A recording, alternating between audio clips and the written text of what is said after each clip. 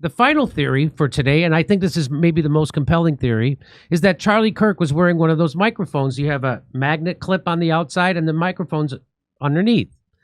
And this guy, John Bray, is that his name? John Bray says, based solely on my analysis of the two angles of the events on September 10th, I have come to the conclusion that this is the object that struck Charlie Kirk in the neck. So it's one of these kind of things, right? I use these. And that it's got a big magnet that keeps it connected. This DJI Mic 2 is a wireless microphone with a rectangular magnetic clasp. The device has a 300 mAh battery that weighs 8 grams. So I wear these all the time. And so on that day, Charlie had the microphone mounted with the bulk of the device underneath his shirt. Notice the magnetic clasp on his shirt and the angle that it's at. So there it is. So that's the angle, and it looks like it's tilted, kind of pointing that way. And there it is. It's underneath his shirt, right?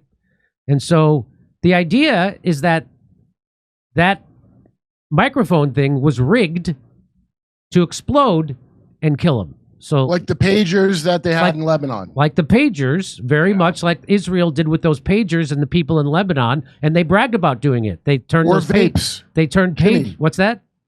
I made a bad joke about how on stage about how Israel can blow up our vapes. So, you know, World War III is coming. And I just said vapes to be stupid.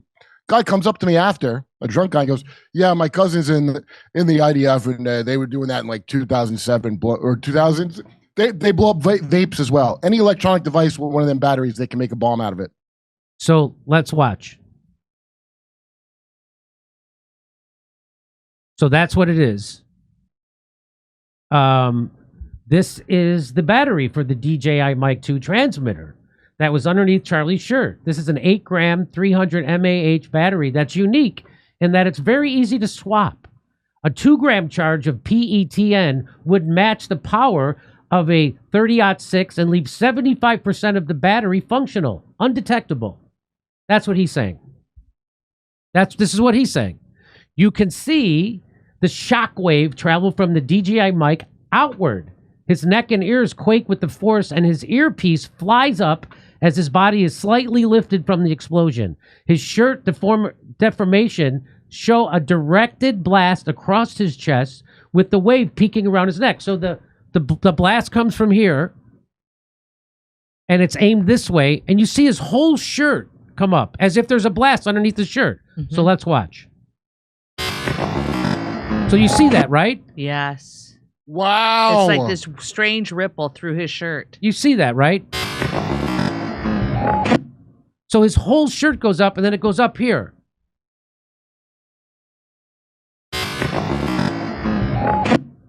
So it looks, it's also a very, very compelling argument that it was his microphone pack underneath his shirt that blew up. As the shockwave travels across his body, the magnetic clasp is flung across his body. In just a few frames, it disappears into his neck. The wound that appears is the same size as the clasp and displays flow patterns of a low velocity impact. So he's saying, so the right here, it blows up. This thing then flies across his shirt and hits him in the neck. Very compelling. Very compelling. So we've seen this. I've seen many different videos talk about that thing and how his shirt went up and how this thing travels. And it looks like it's going right towards his neck. Look at how high his t-shirt is over here. For all those things shown on the multiple camera angles, we don't see any indicators of high velocity impacts. We see a tremendous amount of energy expelled in an instant, but none of the evidence shows any high velocity splatter. However, a rifle was shot. So this would be a high velocity blood spatter.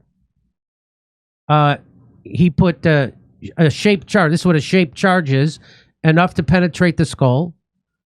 Little bang is enough to penetrate the skull and destroy the contents. Boom, a little bang. So that's what they're talking about, and that's what they're talking about here, the spoiler. A mag clip spoiled a clandestine assassination of a prominent political figure. This is the object that struck his neck, a shaped charge hidden in the battery of a Rode Wireless Pro transmitter, detonated and sent the magnetic clasp flying into his neck. That's what he's saying. This is his idea. What does it mean it spoiled it? So Charlie also had on a lavalier microphone cable with a 90-degree locking connections. The explosive force of that shaped charge, called a shaped charge, Right. pulled this microphone from his ear and from around his head. This is the movement seen behind the head and on his back as the cable is pulled completely free. So here, we'll show you. So this is his earpiece right here. Mm-hmm. Okay. Just moments before the detonation. So now he's kind of implying that this guy is clicking a detonator. That's what. Very likely, isn't it? Yeah. But how would he know to time it with the rifle shot? Because the rifle was shot. Right. You got to coordinate that. Okay, ready? Here we go. Well, what? Remember those guys giving those third baseman hand signals? Yes. Wasn't that okay? Do it. That could be. I'm just saying that could be. So That's why you- the guy's giving hand signals behind him and not worried about getting hit by a 30-yard. Yes. That's why. So you see that he's outlining his earpiece flying off. His earpiece flies off. So if he got hit by a bullet over here, why would his earpiece in this ear fly off? Right.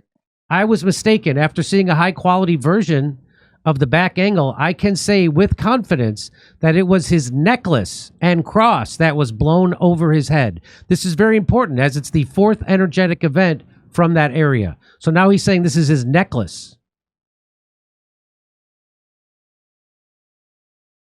Let's watch.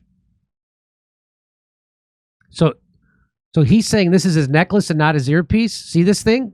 So that's his necklace, he's saying. That's what he's saying. And there it goes. You can see it. There it goes.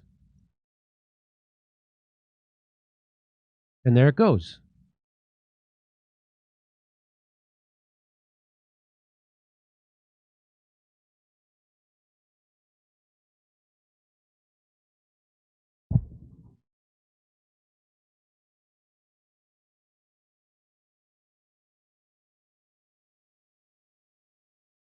So only an explosive event can explain what we witnessed. This is according to John Bray. Only an explosive event can explain what we witnessed. That event had an epicenter. That's exactly where his wireless microphone mounted under his shirt with the magnetic clasp. The chain and the magnetic clasp move at a high rate of speed away from the epicenter. It looked like the epicenter was right here on him, where that microphone was. That's where it's boom, and it goes this way. That would explain that. So, again, there's lots of different theories. I find the lavalier one the most compelling. The second most compelling is the palm gun guy. The least compelling is the FBI story that it was a lone nut. That is the least compelling story, with a 30-06 that he assembled, then The miracle neck story? that he assembled, then disassembled, then reassembled to hide it. That doesn't make, none of that makes sense at all. So, okay, there we go. I'll see you in Hermosa Beach, Sacramento, and San Francisco. Go to jimmydore.com for a link for tickets. Come see me on tour in Hermosa Beach, Sacramento, San Francisco, Melbourne, Australia, Sydney, Australia, Brisbane, Burbank, California the day after Thanksgiving, and Pottstown, Pennsylvania. Go to jimmydore.com for a link for tickets.